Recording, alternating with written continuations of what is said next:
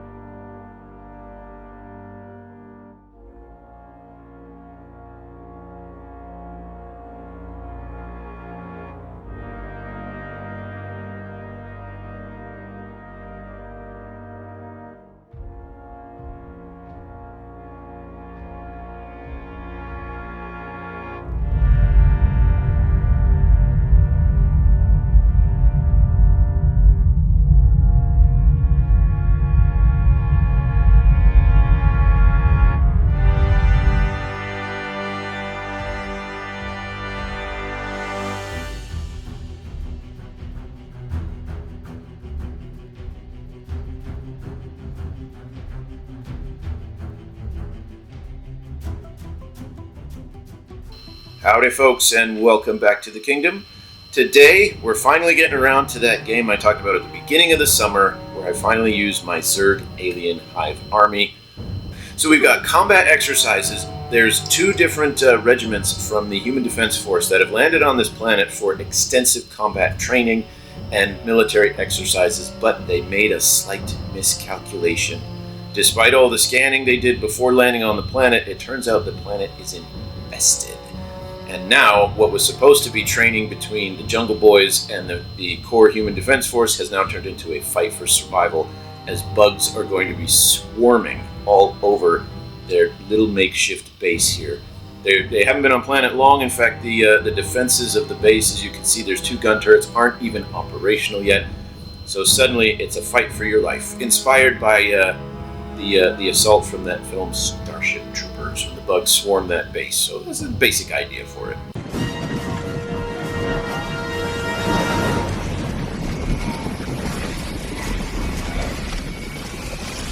So Josh is here. He's brought his Jungle Boys and his Bikini Babes. Yes. Because apparently when you go for combat training, clothing is optional. Mm-hmm. Well, it's a very loose system, kind of like G.I. Joe. Dress as you want, really. Very loose system, is it? Very loose system. Like the soldiers yeah. in your army. Okay. So, let's go over the army lists, and then we'll talk about the scenario, the special rules, and how this game's going to play out. So, here we have the first of the Jungle Boys. Walk us through it. Yes, so, I decided to not be that humble. I decided to go with a heavy battle tank for my tank here from Metal Slug, if anybody remembers the game. Pulverizer gun, heavy machine gun, another heavy machine gun, an oppression cannon, we won't go there, and an auto cannon. And a custom license plate for if anyone gets behind. If anybody tries to attack from behind. Right, first squad of Jungle Boys. Cool. And what's gonna be great about this is we can just kind of do a rinse and repeat because I did them identical. So here I've got Dutch in the back. He is my leader. He's got take aim for everybody, and he also has an energy axe to go with his master rifle. And then another squad, rinse and repeat over here. Yes, yep, same thing. I've got the little female leader back here, and the 2 squads are designed very similarly. So each squad is 2 squads of veterans, and we've got 4 rifles, 4 drum rifles, and 2 flamers. Lots of horde killing. Lots of horde killing stuff, and as far as the flamers go, I'm not sure which one it is, so if you don't ask me which one the flamer is, I won't tell you which one the flamer is. Okay. And I mean, that's very thematic, because if you're in the jungle, you're going to be using, like, napalm to try and flush stuff out. And then, of course... Hopefully those of you at home picked up on that, and Chris did not, which is hilarious. Leading the charge here. Blast Hard Cheese from Space Mutiny is making his triumphant return.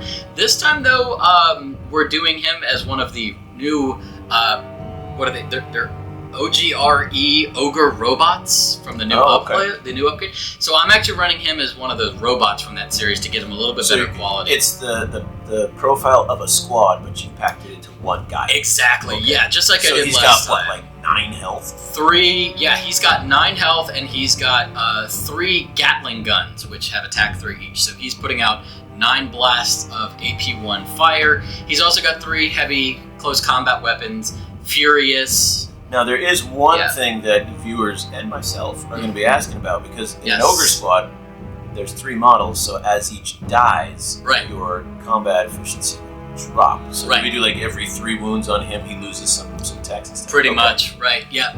That's kind of how I figured we could run him. I wanted a bulky unit, and I wanted to try doing this because, frankly, the idea of doing an actual like robot league right now, I'm like, meh. And also making the triumphant return, we have the Bikini Girls. I'm doing them as 2 squads of stormtroopers that are running together. We've got 4 heavy rifles, 4 drum rifles, and 2 storm machine guns. And I forgot to mention for everybody, everybody has medical training. In this squad? Or the whole army? Whole army, except for Blast Hard Cheese. My goodness. Blast Hard Cheese does not have... At least for this squad, what you're telling me is they have really big guns. Very big guns.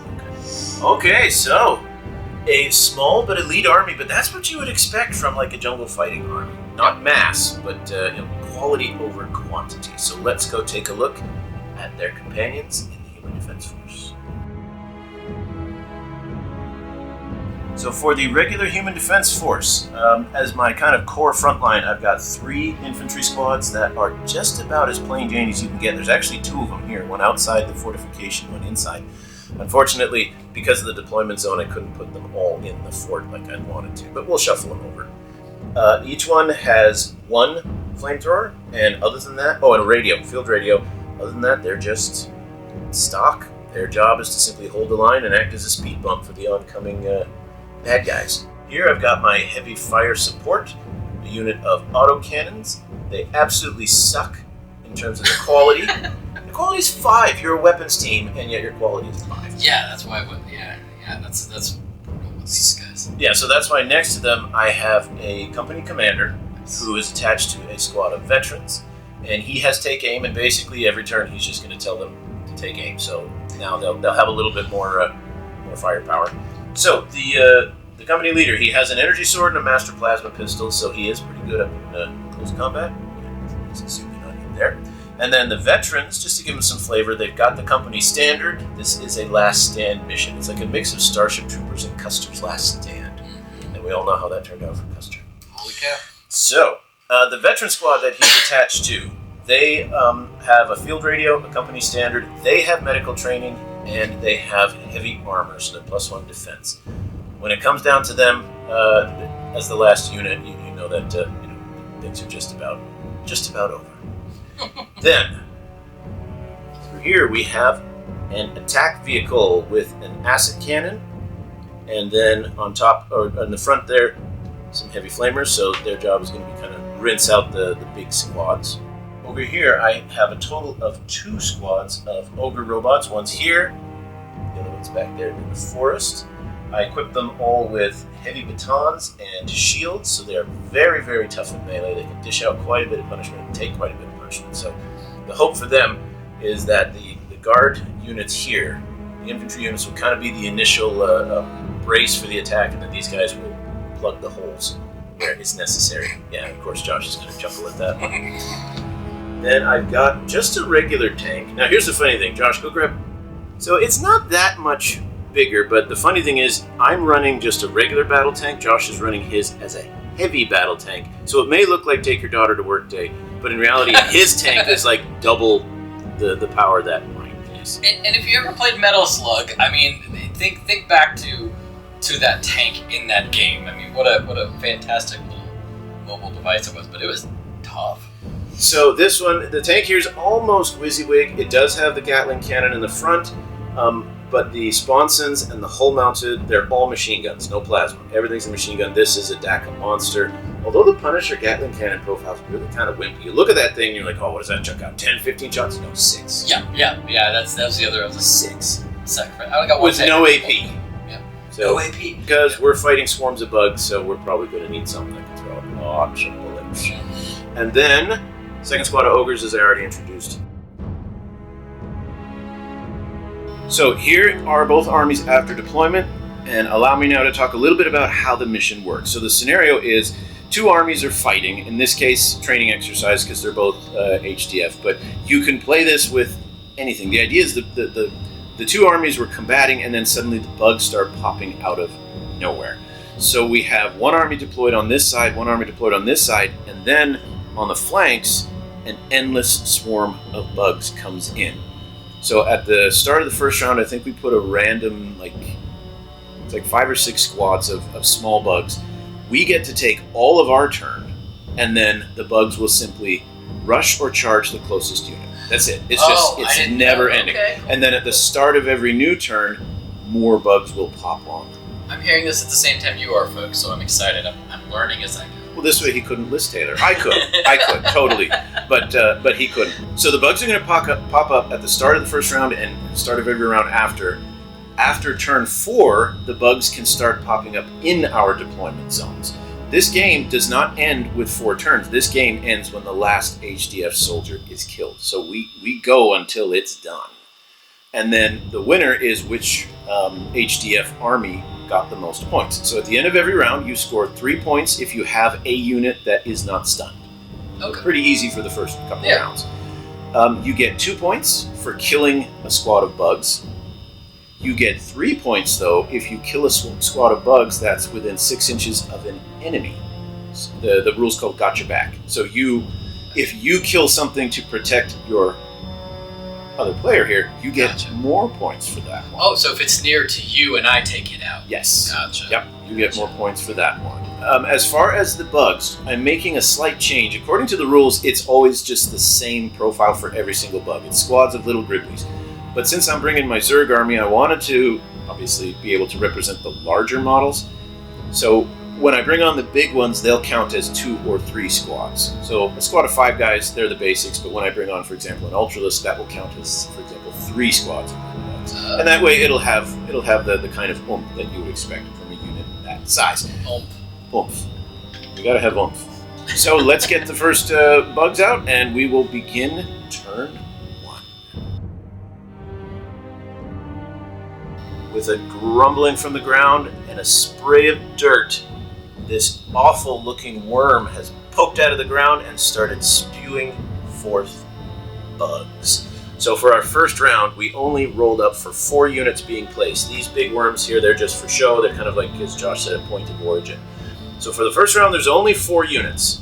We have a unit of bugs over here, unit of bugs over here. All the bugs have the same profile, according to the mission rules. Quality 5, defense 5, 2 attacks, fearless.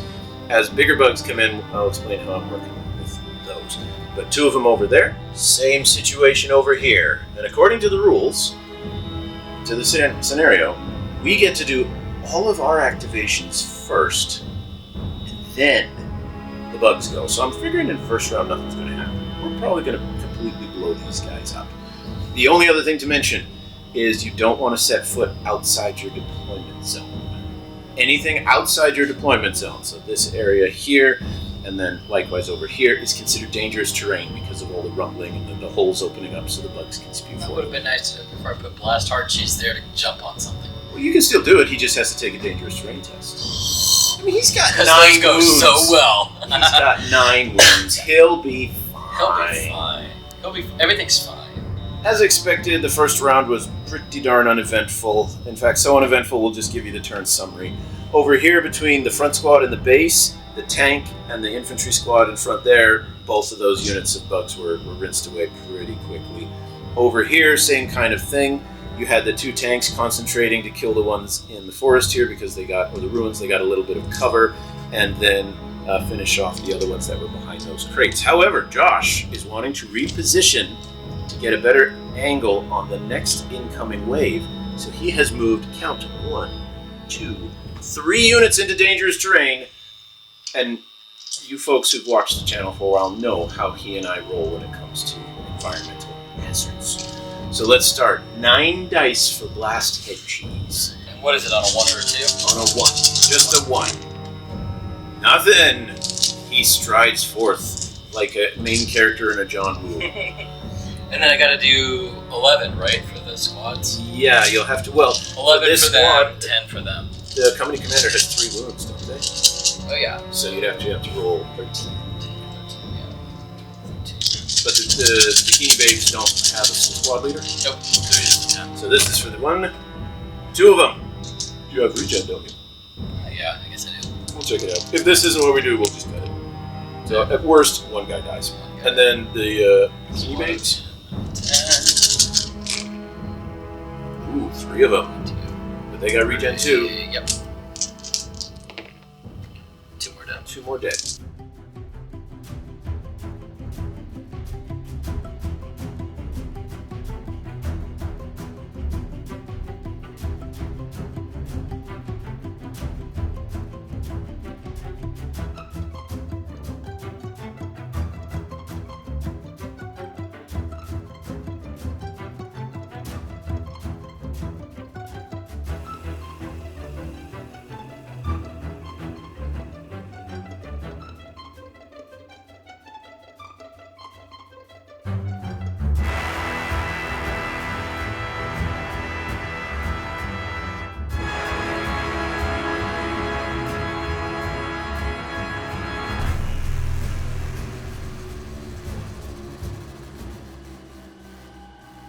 At the start of turn 2, we rolled for how many units are going to deploy and rolled 4. And as we saw in the last round, 4, this game's never going anywhere. So we now, to make things more interesting, it's going to be the max number of bugs that are going to come on each turn. It's supposed to be the turn number times D3. We're just going to do the turn number times 3. So we've got 6 units coming on this time. Over here, 1 squad has popped up from the swamp over there. They're going to get cover for being in there. Another squad of the explosive bugs. They're a little wiser now. They're trying to hide behind that defense outpost. And then another squad of bugs taking cover behind the trees. Over here, another one has replaced that one that was in the forest. These guys have just popped out of the worm and are ready to move forward. And then, sneaky-like, another squad has moved in from the corner. We move on to the first HTF activation. If there's anything spectacular, we'll come back and show you. Otherwise, let's see how we can survive turn 2. At the end of turn 2, unfortunately, it's identical to the end of turn 1. Nothing happened. We were able to wipe out all 6 units without any kind of trouble. I had to move my tank up a bit to finish off the bugs hiding in the forest there. But other than that, this is just the Mariana's turkey shoot. So we'll see if next round, though, we're going to be bringing in, 9 bug units. Maybe we'll bring in some that have a little bit more staying power, just to see if they can finally make contact and do anything.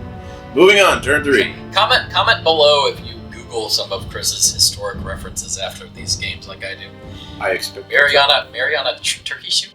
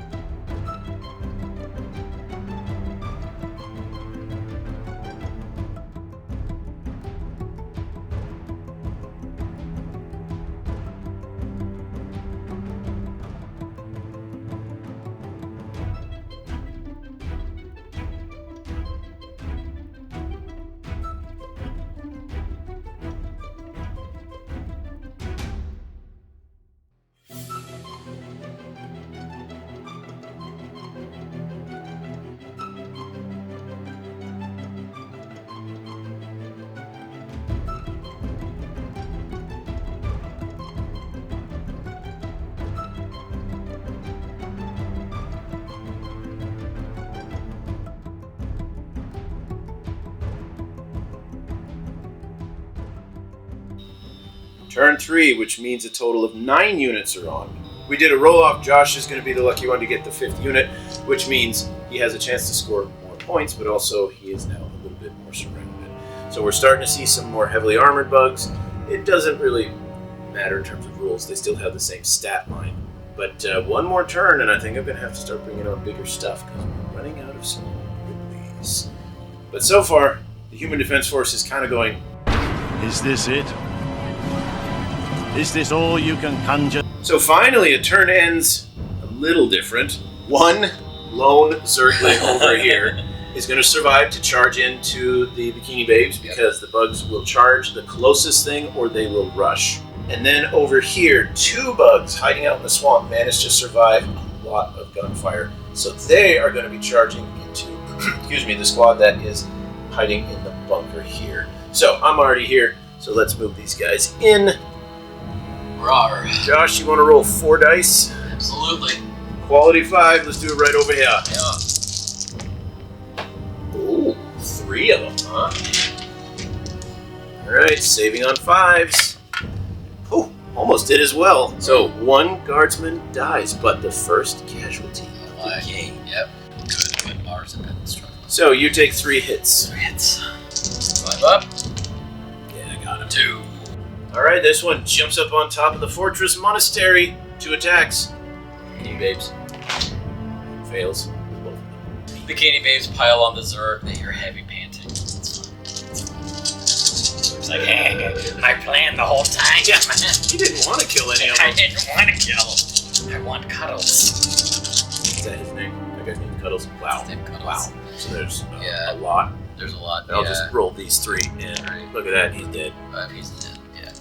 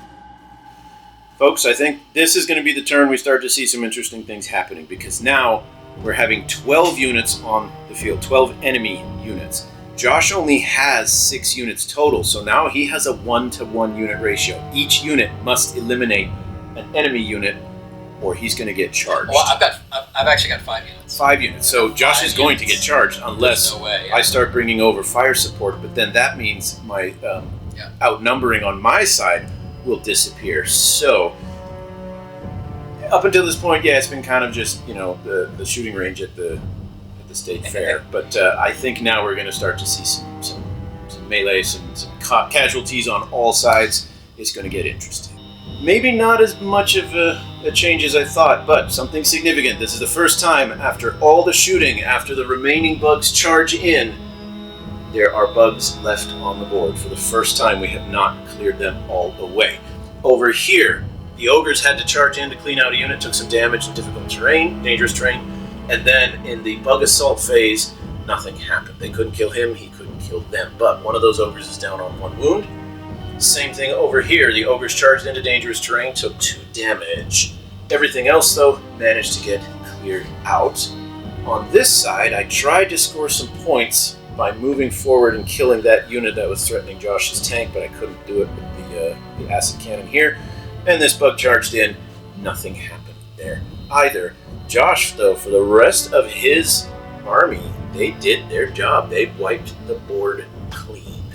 So, special shout out to the guys that were in the comment section the last time I did these commandos that taught me or gave the suggestion of just using your heroes as buffers. Yeah. Treat them like the big buffs, because I've been doing the take game. They've been knocking down to like three ups on the qualities. That's helped a lot. So what this means, folks, is there are bugs already on the table, and now we're going to get 15 more units coming back. Moving on to turn 5. There's a lot of bugs. There's a lot of bugs. We've got now some bigger ones coming. These ones we're going to count as 5 wounds in total, so 2 of the guys will have 2 wounds, 1 of the guys will have 1. Part of it's I just don't have enough Gribblies for unlimited 5-man units. So more of these Zergs, another squad of Hydralisks is going to count as a total of 5 wounds. But there's a lot of bugs. And we just remembered after turn 4, bugs can be positioned anywhere on the board. That's as long as it's 6 inches away from an enemy. So they're starting to pop up inside the base. They're appearing on the flanks. And then if we come back over here, there's more that are popping up here within sight of the command squad. And over on my side, this bad boy here is going to count as 2 squads. So he has 10 health, and if he gets in combat, he throws out 20 attacks. So that's a lot. That's a chunk. So we're guessing that we have a turn or 2 left before a lot of stuff's going to be dead. Yeah. Up until now, it seemed kind of wimpy, but I've got now regen, we're going to get but ours. regen can only do so much. Yeah, regen can only do so much. So that turn was a little less devastating as I thought it would be. We actually did pretty well on our rolls, managing to rinse things off in the shooting phase. There were some bugs that still remained, but, and I don't think this was intentional, at least not all of it, the bugs are always closest to our vehicles and they can't damage them. I did that. You did that on purpose. So yeah, they're charging in and they're scratching at the tanks, but a 2+ save, not a whole lot's happening. So the only wounds we've suffered is that Hard Cheese moved forward in dangerous terrain and he took a wound there. Over here, the only damage, this bug managed to get in and strip off 2 off of this squad. The ogres were absolute monsters and charged in and killed the Ultralisk. That was surprising, but nothing else could hurt. So we may, on the fly, I don't know, maybe give the bugs rending or something just to make them a little better. I'm looking at the way the rules are written. If any of you want to play it, the game's called Endless Swarm. It's in the advanced rules, I think, and or it's one of the mission packs from Patreon.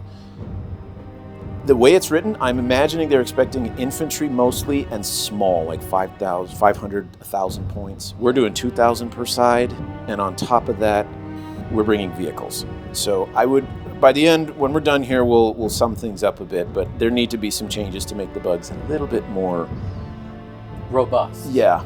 Thick. Veiny. Something. Let's do something with them. They're having trouble penetrating our defense They're lines. having trouble. These guys would have no trouble if they weren't just decoration. I feel like they would be good at penetrating. All right, on to turn 6. So at the start of turn 6, we got lots of bugs. I figured out what to do with the Hydralisks here. 1 Hydralisk is going to count as a unit of 5, and that gives us lots more models to work with. The Ultralisk, of course, counts as 2 units of 5, so it's a pretty beefy boy. And now each of us have 9 enemy units to fight. Josh only has 6 units in his army. I only have 9 in mine. So we should not even be able to come close to killing everything that's on the board. Now, I know I've already said this a couple times, but I think 2-3 more turns, we're gonna be in trouble except for the vehicles. For once I was right. This round actually did things. Now, these tanks are invincible. Nothing's ever gonna happen to them. But as we go along the line here, Josh was able to wipe out the Ultralisk, but this whole squad survived, attacked Hard Cheese, did damage, and then he failed morale. He is now stunned. Which I was all like cocky about too, because he, at the beginning of the turn, had 3 units like staring him in the face. And I was like, oh man, just 1 unit. I can, like, I'm down to just one. Nah. Gotta bump him down a little bit. Then back here, the Bikini Babes did well. During the shooting and in the melee, they killed 2, but they got charged by 3 units that took them down to half strength. Back there, those 2 guys are never going to get through the hull of that tank. There's a little bugs that could over there. Over here, the ogres that I've had, these guys lost 1 marching through difficult terrain and then lost combat. So he's stunned. Yeah. Over here, lost 1 to difficult terrain, though they did a better job of rinsing away their target. These roaches charged in and killed half of the remaining squad in the bunker, but then the survivors killed half of the roaches, so it was a push. And then back here, the Ultralisk charged into this squad. Didn't do as much damage as I thought he would, but they failed their morale, so they are out of commission. So what we have now is significant damage on the part of the HDF, and we're on turn 7, so 21 new units come on, in addition to what's already here. So we'll come back after we place the new units, and start turn 7. After the round of reinforcements for the bugs, things are looking not so good. 21 units total. So a whole bunch along here, in addition to the ones still existing from last time. Swinging around here, we've got squads. We've got a hero popping on. She'll just count as a unit of 5-1. Then replacement units for all these bugs over here. And in dead center, the big boy. The head honcho, whatever you want to call him. And how many hits? Up in the middle. He counts as 4 units, so he has 40 attacks and 20 health. That's significant. But he's still hitting on 5s, defending on 5s, so if we concentrate, we can kill him, but he'll be coming in every round now. We almost have everything on the table that I can possibly throw on. But with half of our human defense force either weakened or stunned, or this might be not the last round, but pretty darn close. Let's see how things go. We'll come back to you after the HDF has done their attacks. Okay, folks, at the end of turn 7, we've made a couple decisions. One, that while I love the general format of this game, it does have a huge weakness. The number of mobs, the number of enemies, NPC enemies, does not scale with the points. It says you can bring 2 armies of any point value, but you keep bringing on the same number of enemies. So we really think this game should say 2 armies of 1,000 points. Mm-hmm. Whereas we brought 2,000 each, and as you saw, it was turn 5 before anything could get even close to us. And the tanks we ended up barricading and yes, basically sending the bugs to chew on the tanks. So what I think the other restriction, they should either limit it to 1,000 points, maybe 1,500, or say no models over toughness, say 6. So you could bring smaller vehicles, walkers, things like that. But the 2+ save and 10 wounds, you're never going to get through it. The other thing I do believe they need to give, at least if you want to play bigger games like the one we did here, the aliens should get rending, I think. Mm-hmm. I think they need rending. This big boy here, 40 attacks, and he only managed to kill 2. Yeah. 6 wounds total. He's hitting on 5. But, should say though, let's do the summary over here. So, the sisters have been whittled down to just 4. Why do I call them the sisters? I'm used to playing Sisters of Battle. So, the Bikini Babes are just down to 4 I didn't bring any left. nuns today. No nuns. But Josh's other unit here and here are almost untouched. This one literally is untouched. This one only had... Suffered 1. Yeah, well, I think this one was 3. Blast Hard 9, Cheese, 1. he was brought down, but that's 1, 2, 3 fresh units taking on a guy who was already damaged to finally kill him. And he didn't die from wounds, he died from failing morale and being below half. Yeah. So this Ultralist charged in, only killed 1. And then over here, it looks more like what you would expect. Oh, I'm going to take measure out of the way. Complete breakthrough. The aliens completely wiped out all the squads I had. This one here failed and would have fallen morale. These guys just stood up. That unit of ogres got stripped down to just 1. So over here, next turn would have been the end of the blue, at least. Yeah. Other than my tanks, they would have completely overrun the entire blue side. So, final verdict, tons of fun. I really like this idea. This would also be a really good game to play to introduce someone.